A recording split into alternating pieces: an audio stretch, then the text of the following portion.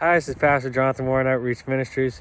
What does God want from us today? Maybe there's a friend out there that's looking for you to have them over for coffee or have them over for a sandwich. It could be anything. It could be whatever's in your fridge. Sometimes God's calling us to help out that friend. Maybe that friend's going through depression, going through a lost loved one.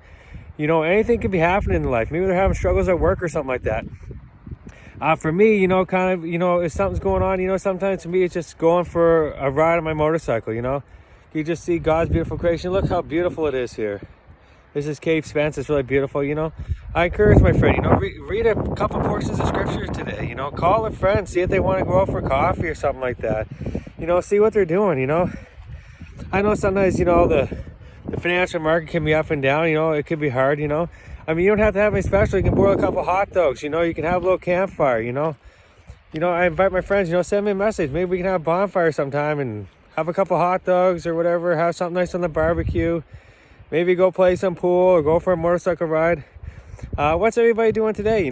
Hit me up on Messenger if you want to go for coffee this week or next week or something. I encourage everybody. Call a friend, see what they're up to. Just trust in God. He's going to help you through this.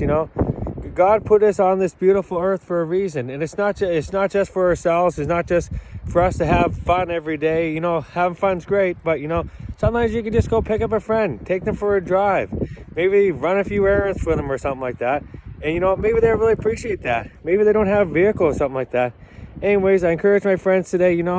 Call a friend, see what they're up to, have some fun, talk about God. God's out there. He's just a prayer away. Find a good Christian church, like-minded Christians. Go to church, have some fellowship, and then you get to know more about God.